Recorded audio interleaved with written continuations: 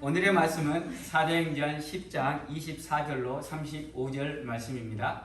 같이 한 목소리로 읽도록 하겠습니다. 시작. 이튿날 가이사랴에 들어가니 고넬료가 일가와 가까운 친구들을 모아 기다리더니 마침 베드로가 들어올 때 고넬료가 맞아 발 앞에 엎드려 절하니 베드로가 일으켜 가로되 일어서라 나도 사람이라 하고 더불어 말하며 들어가 여러 사람의 모인 것을 보고 이르되 유대인으로서 이방인을 교제하는 것과 가까이 하는 것이 위법인 줄을 너희도 알거니와 하나님께서 내게 지시하사 아무도 속되다 하거나 깨끗이 않다 하지 말라 하시기로 부름을 사양치 않고 왔노라. 묻노니 무슨 일로 나를 불렀느뇨? 고넬료가 가로되 나흘 전 이맘때까지 내 집에서 제 굿이 기도를 하는데 호련히 한 사람이 빛난 옷을 입고 내 앞에 서서 말하되 고넬료야, 하나님이 내 기도를 들으시고 내 구제를 기억하셨으니 사람을 요바에 보내어 베드로라 하는 시몬을 청하라. 저가 바닷가 피장 시몬의 집에 우거하느니라 하시기로 내가 곧 당신에게 사람을 보내었더니 오셨으니 잘하였나이다. 이제 우리는 주께서 당신에게 명하신 모든 것을 듣고자 하여 다 하나님 앞에 있나이다. 베드로가 입을 열어 가로되 내가 참으로 하나님은 사람의 외모를 취하지 아니하시고 각 나라 중 하나님을 경외하며 의를 행하는 사람은 하나님이 받으시는 줄 깨달았도다. 아멘. 네. 여기 플로싱에서 집으로 가는 길에 고가도로가 있습니다. 678하고 495를 연결하는 고가도로인데요. 그 길은 언제나 막힙니다. 잘 아시듯이 495 웨스트 방향이 맨하탄으로 들어가는 방향이기 때문에 막힐 때가 너무 많습니다. 그런데 막히는데 요즘은 또한 감사한 게 있습니다. 왜냐하면 고가도로 옆에 바로 코로나 팍이 있습니다. 전에도 말씀드렸듯이 제가 좋아하는 것은 아주 푸른 나무들을 좋아합니다. 근데 고가 위에 정차되어 있으면 그 푸른 나무들이 아주 잘 보입니다. 그래서 푸른 나무들을 보면 마음이 상쾌해집니다. 그래서 막히는 것이 저에게는 별로 불편하지 않습니다. 왜냐하면 막힐 때 오른쪽을 보면 푸른 나무들이 제 마음을 상쾌하게 만들기 때문입니다. 이렇듯 우리 인생에 일어나는 모든 일은 한쪽은 좋은 측면이 있고 한쪽은 나쁜 측면이 있습니다. 100% 나쁜 일도 없고 100% 좋은 일도 없다는 것입니다. 그래서 우리들이 좋은 쪽을 바라보는 사람은 어떤 사람이라고 이야기합니까? 긍정적인 사람이라고 이야기합니다. 나쁜 쪽을 바라보는 사람은 부정적인 사람이라고 이야기합니다. 그렇다면 우리 하나님을 믿는 사람들은 어떤 마음을 가지고 우리에게 일어난 일들을 바라보아야 될까요? 당연 긍정적인 마음을 가지고 바라보아야 하는 것입니다. 왜 우리가 우리에게 일어난 일들을 긍정적인 마음을 가지고 바라보아야 하는가? 그건 두 가지 이유가 있습니다. 첫째는 하나님이 우리를 사랑하시기 때문이고, 둘째는 우리를 사랑하신 하나님이 우리 인생을 한치의 오차 없이 인도하여 주시기 때문입니다. 하나님이 우리를 얼마나 사랑하십니까? 지금은 그렇지 않지만 신혼 초기에는 가끔 아내가 그렇게 묻습니다. 당신 나 사랑해? 라고 묻습니다. 그러면 그러면은 그 다음에 말이 무섭습니다. 얼만큼 사랑하는데? 얼만큼 사랑하는데 그 다음에는 어떤 의미인지 아시죠? 그 다음에는 무언가를 시키기 위해서 얼만큼 사랑하느냐고 묻습니다. 왜냐하면 사랑하면 그 사랑의 대상에게 자기를 희생하면서 무언가를 주기 때문에 우리는 사랑의 크기를 우리가 얼마만큼 희생하며 그 사람에게 해 주느냐로 가늠해 볼 수 있다는 것입니다. 하나님이 우리를 사랑하십니다. 하나님이 우리를 얼마만큼 사랑하십니까? 자신의 독생자를 죽이기까지 우리를 사랑하신다는 것입니다. 자신의 독생자를 죽이시면서까지 우리를 죄에서 구원하시기 위한 그 놀라운 사랑을 하나님은 우리에게 주시고 계시다는 사실입니다. 네. 그 하나님이 우리를 인생을 한치의 오차 없이 운행하고 계신다는 사실을 믿으시기를 바랍니다. 네. 그래서 우리 인생에 일어나는 그 모든 일에서 감사할 조건들을 찾아내시기를 바랍니다. 네. 감사할 조건들을 찾으시면 분명히 거기에는 감사할 조건들이 있다는 것입니다. 그리고 우리의 인생을 감사로 나아갈 수 있기를 바랍니다. 우리가 감사로 나아갈 때 하나님은 그 감사하는 우리들을 기뻐하시며 또한 복의 복을 더하여 주시는 하나님이심을 믿으시기를 바랍니다. 네. 그래서 우리의 인생에 어떠한 고난과 역경 가운데서도 하나님을 믿는 믿음 가지고 하나님이 나를 사랑하신다는 믿음 가지고 그 하나님이 천지를 한치의 오차 없이 운행하시는 것처럼 내 인생도 한치의 오차 없이 운행하신다는 믿음 가지고 늘 감사로 영광 돌리는 저와 여러분이 되기를 간절히 소원합니다. 네. 우리가 계속해서 고넬료의 이야기들을 살펴보고 있습니다. 고넬료가 기도 중에 하나님의 사자가 들어왔습니다. 그리고 하나님의 사자가 욥바에 거하고 있는 시몬을 청하라는 말을 합니다. 그리고 고넬료는 그 사자의 말을 듣자마자 하인 둘과 자기 졸병 중에 하나를 택해서 세 사람을 욥바로 보냈습니다. 편의상 계속해서 이튿날 이렇게 나오기 때문에 고넬료가 사람들을 보낸 날짜를 첫날이라고 하겠습니다. 고넬료가 기도하고 사람들을 첫날에 그 오후에 보냈습니다. 그리고 그 사람들이 그 다음날 정오쯤에 욥바성에 가까이 갔고 욥바성에 가까이 갈 즈음에 베드로는 기도하러 지붕으로 올라갔습니다. 그리고 베드로가 기도하는 중에 환상을 통해서 하나님이 깨끗게 한 것을 너가 깨끗이 않다, 거룩하지 않다라고 말하지 못한다는 그러한 환상을 받았습니다. 그리고 그 환상이 무엇인가라고 생각할 때 사람이 너에게 올 것인데 묻지 말고 그 사람들과 함께 가라고 말씀하셨습니다. 그때가 두 번째 날 정오 정도 되었습니다. 두 번째 날 정오 정도에 고넬료로부터 사람들이 도착했습니다. 그리고 그들을 베드로는 자신의 집이 아니죠. 피장 시몬의 집으로 들여서 같이 유숙한 다음에 그 다음날 셋째 날 가이사라로 떠났습니다. 그리고 가이사라로 떠난 그 다음날 넷째 날에 가이사라 고넬료의 집에 도착했습니다. 오늘 24절입니다. 다시 한번 보겠습니다. 이튿날 가이사라에 들어가니 고넬료가 일가와 가까운 친구들을 모아 기다리더니 욥바하고 가이사라는 약 50km 정도 떨어져 있습니다. 그리고 그 중간은 샤론 평지라에서 그렇게 높고 험준한 산이 없습니다. 그냥 평지입니다. 평지. 그러면 50km 정도 되는 평지를 걸어가면 하루면 분명하게 도착할 수 있는 거리입니다. 근데 여기서 설명을 하지 않고 있지만 셋째 날 출발했는데 이튿날 넷째 날 가이사라의 고넬료의 집에 도착했다는 것입니다. 그런데 넷째 날 고넬료의 집에 도착했더니 일가와 가까운 친구들이 다 모여 있었습니다.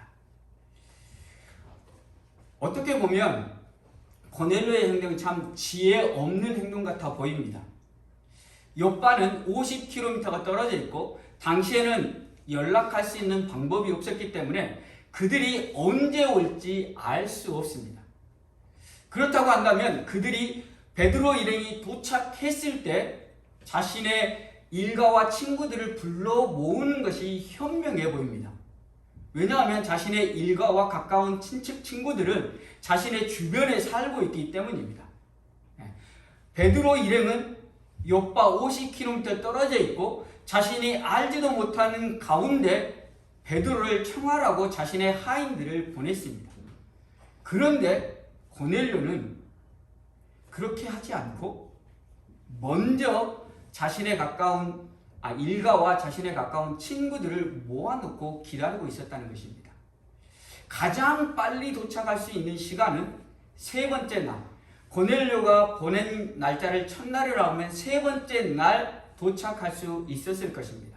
왜냐하면 50km밖에 떨어져 있지 않기 때문에. 그런데 베드로의 일행은 넷째 날 도착했고, 넷째 날 도착했을 때 일가와 가까운 친구들이 모여 기다리고 있었다는 것입니다. 고넬료는 군대 백부장입니다. 군대 백부장이라는 것은 대단히 지혜로운 사람이라고 우리가 추측해 볼 수 있고, 멀리서 오는 사람을 가까이 있는 사람이 먼저 와서 기다리는 것보다는 멀리서 사람이 도착하면 가까이 있는 사람들을 청해서 같이 함께하는 것이 훨씬 더 효율적이라는 것을 알았을 것입니다.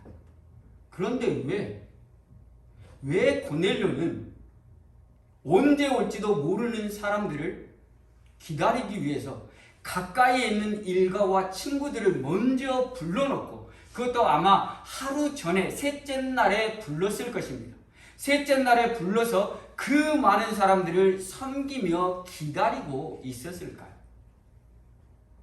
이것은 바로 고넬료가 하나님을 향한 경외하는 마음 때문입니다. 자신들은 하루, 이틀, 사흘, 나흘 계속해서 기다려도 괜찮다는 것입니다. 그러나 하나님의 사자는 단 한순간도 기다리게 할 수 없다는 것이 고넬료의 마음이었다는 것입니다.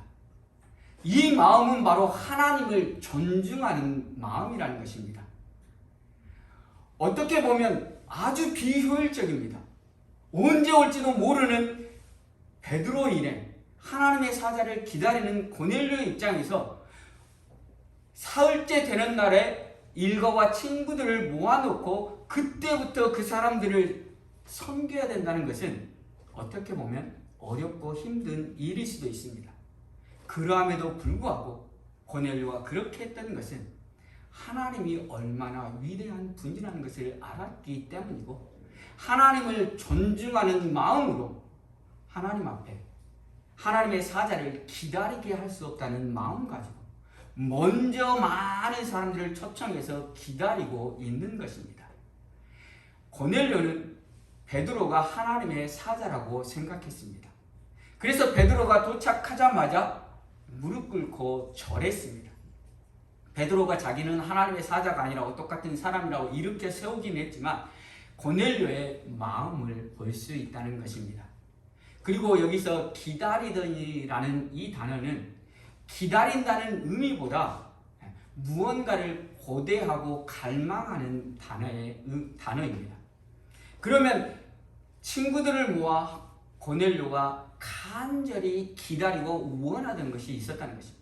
하나님의 사자를 만나기 위한, 하나님께서 주신 말씀을 듣고자 하는 그러한 간절한 마음이 있었다는 것입니다. 사랑하는 성도 여러분, 우리가 예배드리는 마음이 바로 이 마음이었으면 좋겠습니다. 하나님을 경외하고 하나님을 존중하는 마음과, 그리고 하나님 앞에 진정으로 갈망하는 마음으로 예배하는 우리들이 되었으면 좋겠다는 생각을 해봅니다. 하나님은 위대하신 하나님이시고 그 하나님이 우리를 사랑하셔서 구원하셨기 때문에 우리가 하나님 앞에 나올 때마다 때로는 비효율적일지는 모르지만 진정으로 최선을 다해서 하나님을 섬기려고 하는 마음이 있기를 간절히 소원합니다. 이 말씀을 준비하면서 제 스스로를 돌아보았습니다. 제가 말씀을 준비하고 예배를 준비하는 자로서, 그러면 너는 정말 하나님을 최선을 다해서 준비했냐, 예배를 최선을 다해서 준비했느냐라는 질문을 던졌을 때 참으로 부끄럽고 민망했습니다. 왜냐하면 제 자신이 그렇게 준비하지 못했기 때문입니다. 그럼에도 감사한 것은 제 자신이 하나님을 향해서 최선을 다해 준비 못했지만 그래도 하나님은 제 마음을 아시고 예배를 드릴 때마다 은혜 주시고 하나님께서 만나 주셨음에 감사를 드렸습니다. 그러면서 사도 바울이 말한 말, 나의 나된 것은 오로지 주의 은혜라는 말을 다시 한번 묵상하게 되었습니다. 우리의 우리됨은 부족하고 연약하고 보잘것없지만 우리가 하나님 앞에 하나님의 사랑을 생각하고 진정으로 예배드리는 마음으로 나왔을 때 하나님께서 그 위에 은혜를 더하여 주신다는 사실입니다. 네. 또한 사도 바울의 빚진 자의 모습도 우리가 생각해 보았습니다. 1만 달란트 빚졌다는 심정 가지고 하나님 앞에 내 드릴 것이 없어서 한 데나리온을 드리러 나왔습니다. 근데 우리가 한 데나리온을 드릴 때 하나님은 그 한 데나리온 받고 1만 달란트에서 빼는 것이 아니라 한 데나리온 드린 그 마음을 보시고 거기에 10데나리온, 100데나리온을 주셔서 우리의 빚이 점점점 늘어날 수밖에 없다는 것입니다. 이것이 바로 하나님의 은혜라는 것입니다. 그래서 하나님의 은혜를 체험하는 자들은 더욱더 그 큰 은혜를 사모하고 더욱더 그 은혜에 보답하는 마음 가지고 나아갈 때 하나님께서 은혜를 더하여 주셔서 그 믿음이 더욱더 깊어질 수밖에 없다는 사실입니다. 사랑하는 성도 여러분, 하나님의 마음을 깨달을 수 있기를 바랍니다. 우리가 무엇으로 그 하나님의 놀라운 은혜를 갚을 수 있겠습니까? 우리의 몸을 다 드린 듯, 우리의 재산을 다 드린 듯 하나님의 그 놀라운 은혜를 갚을 수 있겠습니까? 그러나 하나님은 우리가 드리는 조그만 것에서 기뻐하시며 그것 위에 은혜를 더하여서 우리에게 주신다는 사실들을 기억할 수 있기를 바랍니다. 아멘. 그러므로 하나님을 경외하는 마음 가지고 하나님을 존중하는 마음 가지고 하나님 앞에 나올 수 있기를 바랍니다. 네. 그러한 마음 가지고 나올 때 하나님께서 은혜를 더하여 주십니다. 또한 고넬료는 하나님을 경외함으로 인해서 사람들에게 잘했던 사람입니다. 고넬료의 내적 모습을 설명하는 2절에서 보면 그가 경건하여 온 집으로 더불어 하나님을 경외하며 백성을 많이 구제하고 하나님께 항상 기도하더니. 고넬료는 하나님만을 존중한 것이 아니라 하나님을 경외함으로 인해서 백성을 많이 구제했습니다. 이웃을 사랑했다는 것입니다. 율법사가 예수님을 시험하기 위해 묻습니다. 율법 중에 어느 율법이 가장 크냐라고 물을 때 예수님께서 그렇게 말씀하십니다. 내 마음을 다하고 목숨을 다하고 뜻을 다하여 주 너의 하나님을 사랑하라. 네. 그리고 내 이웃을 내 몸과 같이 사랑하라고 말씀하십니다. 그리고 그 두 계명이 가장 큰 계명이라고 말씀하십니다. 하나님을 사랑하는 것과 이웃을 사랑하는 것은 한 묶음입니다. 하나님을 사랑하면서 이웃을 사랑하지 않는 것은 하나님을 사랑하지 않는 것과 같다는 것입니다. 이사야서에 보면 이스라엘 백성들이 드리는 제사를 하나님이 받지 않으신다라고 말씀하십니다. 그 이유는 이스라엘 백성들이 하나님의 공의를 행하지 않고 백성들을 핍박하고 하나님의 뜻을 사람들에게 행하지 않기 때문에 너희들이 드리는 제사를 받지 않는다. 너희들이 내 앞에 나오지만 너희는 내 마당만 밟았다라고 말씀하십니다. 오늘 우리의 예배가 이와 같은 예배는 아닌지 우리의 삶을 점검해 볼 수 있기를 바랍니다. 우리가 이웃을 사랑하지 않고 내 가족을 사랑하지 않고 우리에게 주어진 형제들을 사랑하지 않고 하나님을 사랑한다고 예배하는 이 예배를 하나님은 무엇라고 하실까요? 너희가 예배당만 왔다 갔다라고 말씀하지 않으실까요? 사랑하는 성도 여러분, 하나님을 사랑하는 만큼 우리가 우리의 가족들을 사랑합시다. 우리의 성도들을 사랑합시다. 우리의 이웃들을 사랑합시다. 그래서 하나님께서 기뻐 받으시는 예배자로 나아가는 저와 여러분이 되기를 간절히 소원합니다. 또 한 가지 하나님을 경외하는 사람이 바로 사도 베드로입니다. 28절하고 29절을 보시면 이르시되 유대인으로서 이방인을 교제하는 것과 가까이 하는 것이 위법인 줄을 너희도 알거니와 하나님께서 내게 지시하사 아무도 속되다 하거나 깨끗이 않다 하지 말라 하시기로 부르심을 사양치 아니하고 왔노라. 묻노니 무슨 일로 나를 불렀느냐. 유대인이었던 베드로는 이방인과 교제하는 것이 불법입니다. 그리고 자신 스스로의 양심에도 거리끼는 일이었습니다. 하나님께서 환상을 보여주셨을 때 베드로가 그렇게 이야기합니다. 내가 지금까지 부정한 것은 먹지 않았다라고 이야기합니다. 그 말을 바꿔 이야기하면 베드로는 유대인으로서 유대인의 율법을 철저하게 지키던 사람이었다는 사실입니다. 그 베드로가 하나님의 말씀 때문에 이방인과 교제하게 되었다는 것입니다. 그리고 이방인하고 교제하는 이 사건을 통해서 베드로는 자신에게 어떠한 일이 일어날 것인지 알았습니다. 왜냐하면 이방인하고 교제하는 것은 불법이고 그로 인해서 유대인들에게 핍박을 당할 것을 베드로는 알았다는 사실입니다. 그럼에도 불구하고 부름을 사양치 않고 왔다라고 이야기합니다. 여기서 사양치 않고라는 것은 한 마디도 대꾸할 수 없어서라는 의미입니다. 하나님의 말씀 앞에 내 생각 가지고 내 마음 가지고 어떠한 말로도 대꾸할 수 없이 절대적인 순종해야 됨을 알기 때문에 여기에 왔다라고 이야기하는 것입니다. 베드로가 하나님의 말씀에 절대적으로 순종하는 이유는 무엇 때문입니까? 바로 하나님을 경외하기 때문입니다. 오직 하나님만을 두려운 대상으로, 오직 하나님만을 두려워하고 오직 하나님께만 경배하고 다른 것들은 두려워하지 않는다는 것입니다. 자신이 이방인과 교제하면 불보듯이 유대인들이 자신을 핍박할 것을 뻔히 알매도 불구하고 하나님의 말씀 앞에 한마디도 대꾸하지 않고 절대적으로 순종하고 있는 베드로를 볼 수 있다는 것입니다. 다른 모든 것은 두려워하지 않고 하나님만을 두려워하는 마음, 그것이 바로 하나님을 경외하는 마음이라는 사실입니다. 하나님만을 두려워할 수 있기를 바랍니다. 출애굽기 1장에 보면 히브리 산파 시브라와 부하라는 산파들의 이야기가 나옵니다. 애굽에 내려갔던 이스라엘 백성들이 많아졌습니다. 애굽에 내려갔던 이스라엘 백성들이 많아지자 애굽 왕이 이스라엘 백성들을 향해서 두려움을 느낍니다. 그래서 그들을 이제 억압을 해야 되겠다라고 생각해서 비돔과 라암셋을 건축하라고 그들을 핍박합니다. 그리고 히브리 산파를 부릅니다. 히브리 산파 시브라와 부하를 불러서 사내 아이가 나오면 죽이라고 말합니다. 그런데 이 시브라와 부하는 하나님을 두려워했습니다. 그래서 히브리 남자들을 살립니다.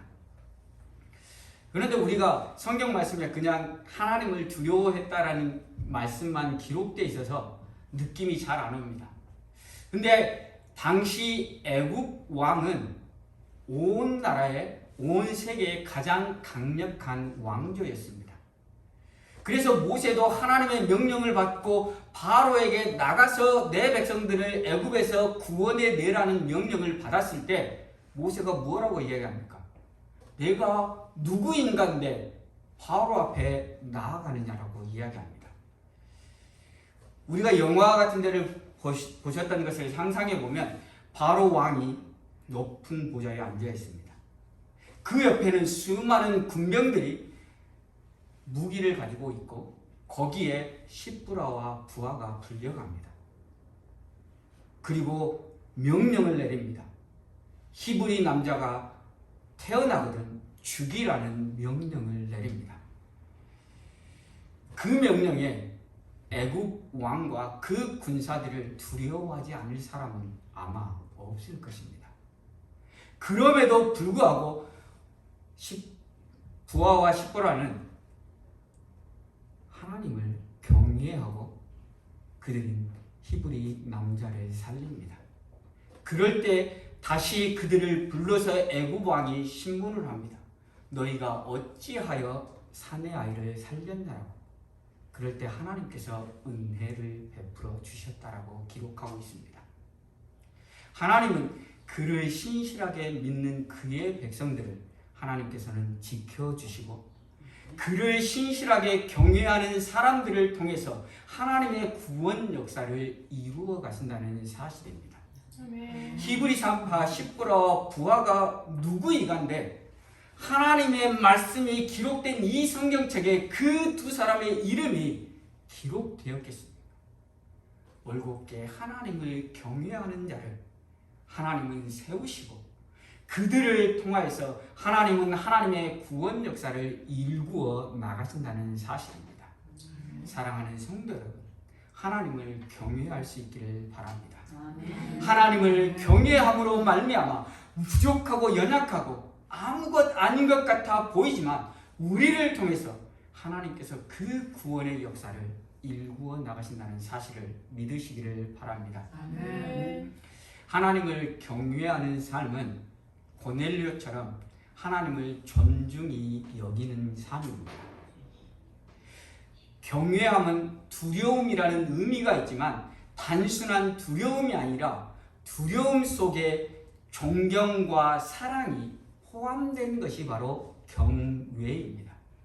그래서 고넬료는 하나님을 존중함으로 말미암아 그가 어렵고 힘들지만 먼저 사람들을 다 불러놓고 그들을 섬기며 하나님의 사자를 기다렸다는 사실입니다. 그리고 하나님의 사자로부터 오는 말씀을 기대하며 갈망하며 준비했다는 사실입니다. 우리가 예배에 나올 때마다 하나님을 존중하는 마음으로 나올 수 있기를 바랍니다. 하나님을 존중하고 하나님께서 예배 가운데 우리에게 주실 은혜들을 사모하고 갈망하는 마음으로 나올 수 있기를 바랍니다. 고넬료는 하나님을 경외함으로 말미암아 사람들에게 선행했던 사람, 이웃을 사랑했던 사람이 고넬료입니다.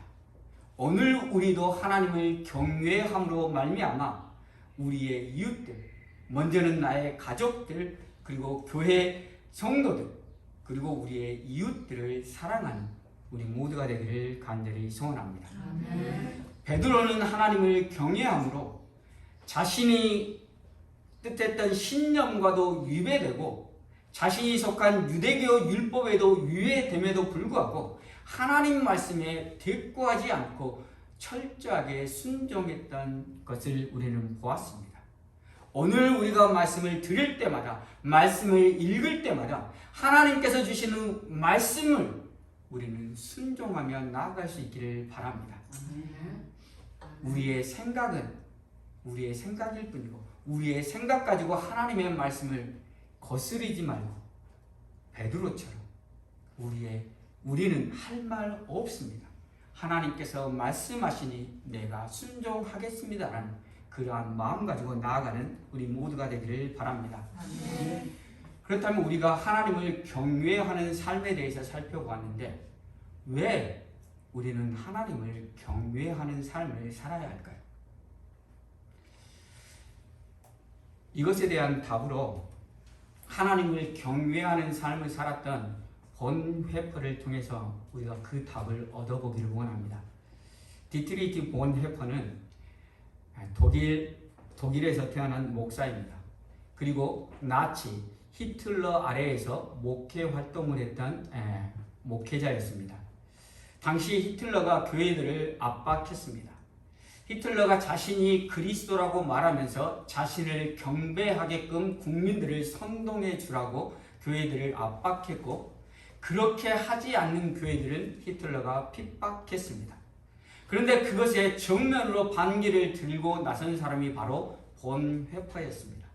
그는 공식적으로 히틀러의 압박에 굴복하지 말라고 교회들을 독려했고 그것들을 공식적으로 신문지에 끼워서 보냈습니다. 결국 히틀러에게 붙잡혀서 감옥 생활을 했습니다. 그리고 감옥 생활을 하던 중에 2년 후에 히틀러를 암살할 계획이 발견되어서 본회퍼는 순교를 당하게 됩니다. 본회퍼가 순교당하기 전에 그 가족과 약혼자가 있었는데 약혼자에게 보낸 편지에 적힌 시가 있습니다. 우리가 노래로도 잘 아는 선한 능력으로라는 시입니다. 선한 섭리에 고요히 감싸여 보호받고 위로받는 이 경이로움, 그렇게 그대들과 오늘을 살면서 함께 새 맞고 싶어라.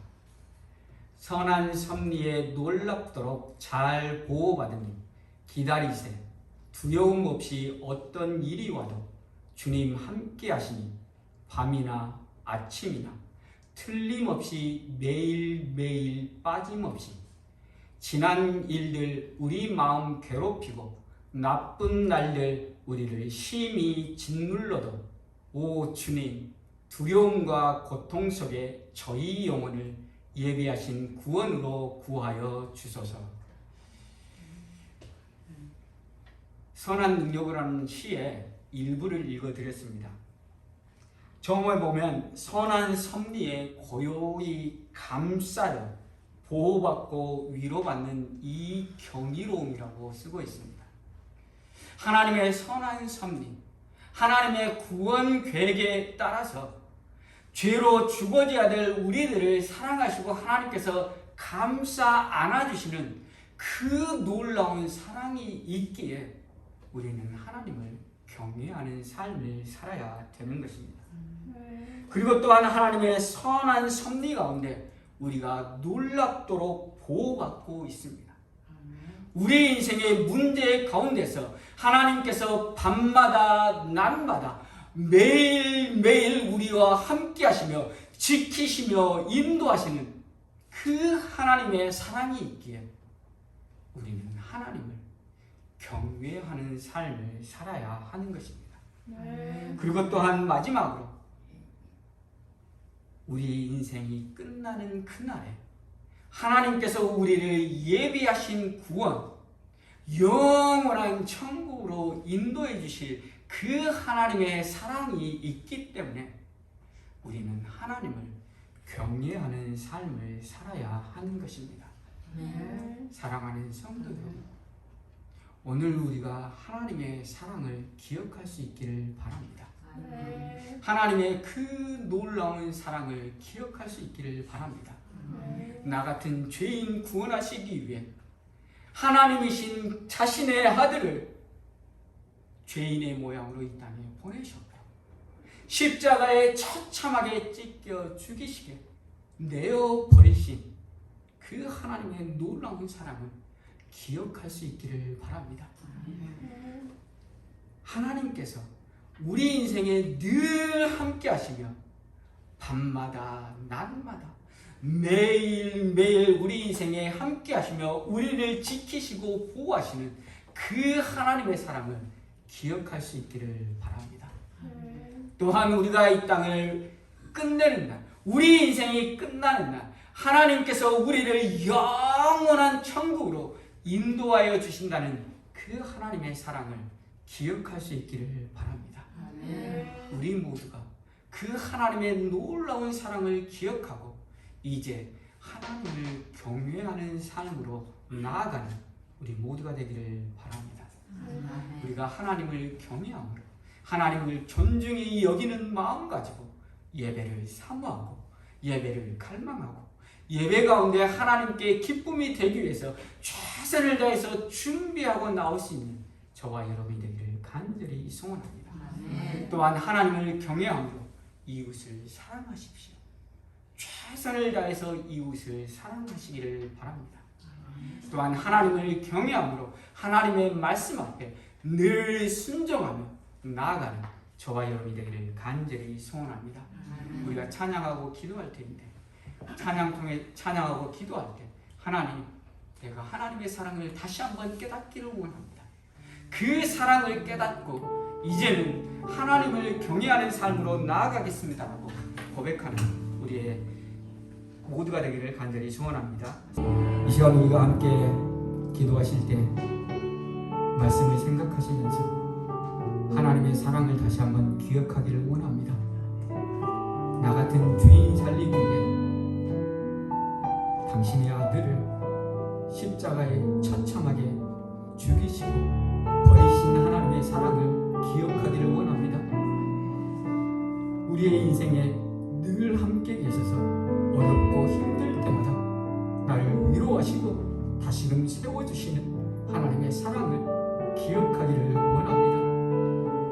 그리고 우리의 인생이 끝나는 날 우리를 영원한 천국으로 인도하여 주실 하나님의 사랑을 기억하기를 원합니다. 그 사랑을 기억하고 이제는 하나님 경외하는 삶을 살겠습니다. 하나님을 경외하고 예배하는 삶, 예배를 사모하는 삶, 이웃을 사랑하는 삶, 하나님의 말씀에 순종하는 삶을 살겠습니다라고 이 시간 다 같이 주여 외치며 기도하며 나오도록 하겠습니다. 주여 하나님 아버지 감사합니다.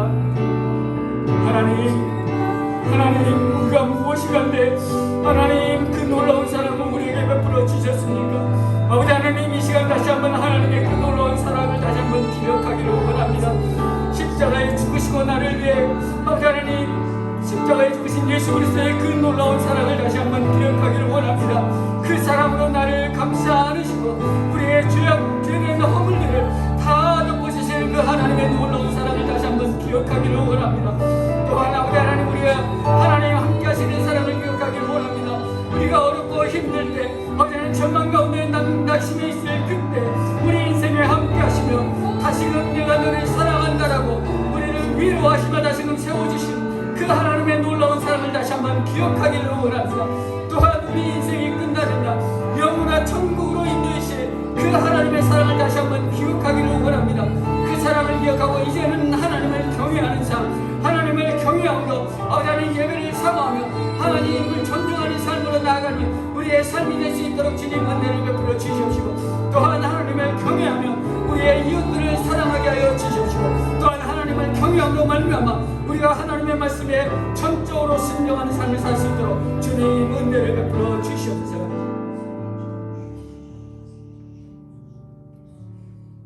하나님 감사합니다. 언제나 고백해도 하나님이 우리에게 베푸신 은혜가 놀랍습니다. 나 같은 죄인 살리기 위해 하나님이신 그분이 십자가에 찢기시고 하나님으로부터 버림을 받으셨습니다. 아버지 하나님 그 사랑을 다시 한번 내 마음속에 새기기를 원합니다. 하나님 또한 우리가 어렵고 힘든 환경 가운데 절망하며 낭망하며 외로워하며 슬퍼함 가운데 있을 때 하나님 우리에게 찾아오셔서 내가 너와 함께한다라고 위로하시며 다시 세워주시는 그 하나님의 사랑을 다시 한번 기억하기를 원합니다. 또한 아버지 하나님 우리 인생이 끝나는 날 영원한 형벌 받아야 될 우리들이지만 예수 그리스도의 보혈로 우리를 덮어주시고 영원한 천국으로 인도해 주시는 하나님의 그 사랑을 깨닫기를 원합니다. 오늘 그 사랑을 우리가 깨달았다고 한다면 이제는 그 사랑을 부여잡고 하나님을 경외하는 삶으로 나아가기를 소원합니다.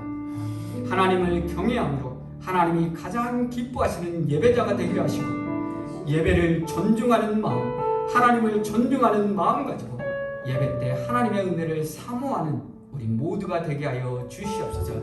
또한 하나님을 경외함으로 우리의 이웃들을 사랑하게 주시옵소서. 우리의 가족들을 사랑하게 하시고 우리의 형제들을 사랑하게 하시고 우리의 이웃들을 사랑하는 우리 모두가 되게 도와주시옵소서. 또한 하나님을 경외함으로 하나님의 말씀에 순복하게 하여 주시옵소서. 하나님이 말씀하실 때 내 생각이 아니라 하나님의 말씀임으로 말미암아 내가 따르겠습니다라고 고백하는 우리 모두가 될 수 있도록 은혜를 베풀어 주시옵소서. 그러한 은혜가 있기를 간절히 소원하며 예수 그리스도의 이름으로 기도합니다.